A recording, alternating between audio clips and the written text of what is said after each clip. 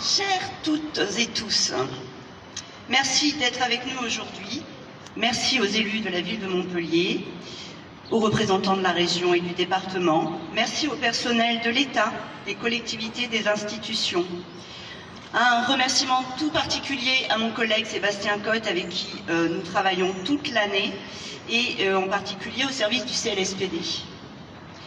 Merci aux représentantes et représentants des associations, à tous les bénévoles. Au nom de Mickaël Delafosse, maire de la ville de Montpellier et président de Montpellier Méditerranée Métropole, très engagé sur ces questions, mais qui aujourd'hui, en déplacement à Paris, ne peut se joindre à nous, merci pour votre engagement dans la lutte contre les LGBT-phobies qui nous réunit aujourd'hui. Je voudrais tout d'abord rappeler pourquoi le 17 mai est une date symbolique et forte.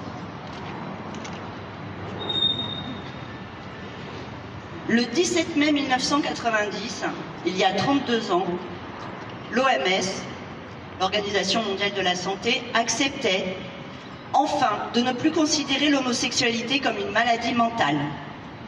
La France était en avance sur l'OMS puisque dès 1982, l'homosexualité était dépénalisée dans notre pays.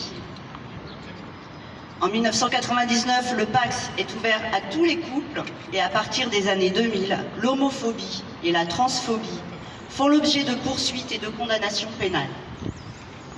En 2012, un premier plan d'action gouvernemental contre les violences et les discriminations commises en raison de l'orientation sexuelle ou de l'identité de genre est mis en place.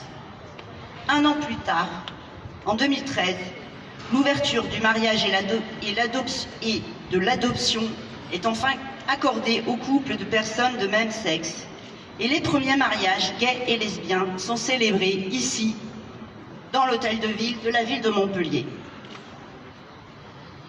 En 2016, les parcours de transition des personnes trans étaient démédicalisés et la DILCRA, Délégation interministérielle de lutte contre le racisme, l'antisémitisme et la haine anti-LGBT, qui lutte contre toutes les discriminations, voit ses missions élargies à la lutte contre la haine et les discriminations anti-LGBT+. Depuis 2018, les personnes transsexuelles peuvent également faire modifier leur enregistrement de sexe et de prénom sans condition médicale. Enfin, le 2 août 2021, soit l'été dernier, la loi bioéthique ouvre désormais l'accès à la PMA aux couples de femmes. En 40 ans, nous sommes donc passés de la pénalisation de l'homosexualité à la pénalisation des actes et des propos LGBT+ phobes. Que de chemins parcourus, défrichés par des associations militantes, repris par des politiques progressistes avant de devenir mainstream. Cependant, si le combat contre les discriminations d'État est nécessaire, si de belles victoires ont été obtenues, ce n'est pas suffisant pour éradiquer de notre société les LGBT-phobies plus ordinaires, comme nous le rappellent tristement chaque année les chiffres.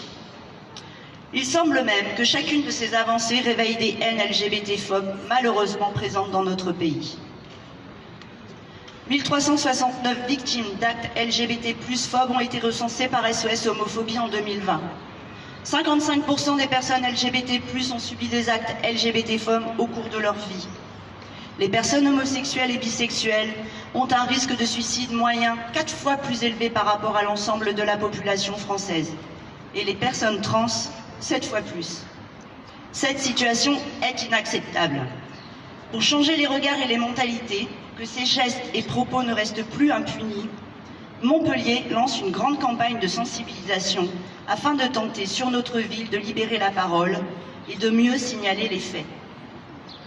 Par voie d'affichage, sur les réseaux sociaux, mais également en distribuant des sous-bocs verts, relayant des informations dans les bars de la ville, nous invitons les Montpelliérains et les Montpelliéraines, témoins ou victimes, à signaler les agressions LGBT-phobes sur l'application FLAG, qui permet de caractériser et géolocaliser les agressions et d'orienter les victimes vers des services et des prises en charge adaptées.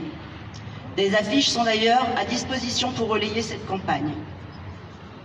Un dépliant dédié à la lutte contre les violences qui recense les différents signalements et accompagnements possibles vient d'être réactualisé par la ville de Montpellier, diffusé dans tous les lieux recevant du public, mairie de quartier, CCAS, maison pour tous, médiathèque, piscine, etc.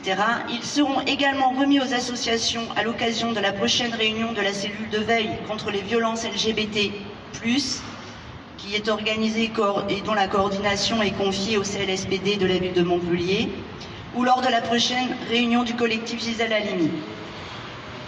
Nous engageons également notre collectivité dans un plan de sensibilisation des personnels de la ville et de la métropole, à l'accueil des publics et à l'inclusion professionnelle des agents LGBT+.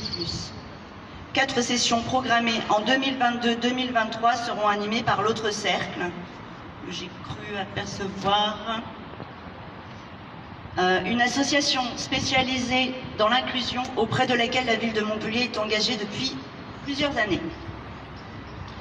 Nous initions également des collaborations avec l'éducation nationale et des associations afin de déconstruire dès le plus jeune âge les stéréotypes et les représentations négatives. Enfin, aux côtés des autres associations, nous dénonçons la LGBT-phobie d'État en vigueur dans plus de 70 pays dans le monde, y compris en Europe, et qui oblige les populations LGBT+ de ces pays à vivre dans la crainte et la clandestinité, ou les expose à vivre des violences et des privations de liberté inqualifiables.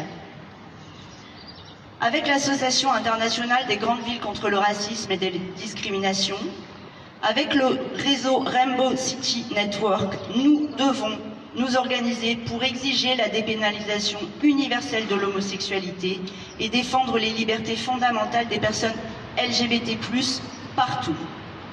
Si le constat est toujours grave à l'échelle nationale comme internationale, fort heureusement, des témoignages de compréhension et de soutien sont nombreux de la part de la majorité des Français qui approuvent et soutiennent les avancées législatives qui assurent l'égalité des droits. Nous toutes et tous faisons donc le pari de l'optimisme, de l'avenir. Celui de la prévention, de l'éducation, du dialogue, de la solidarité.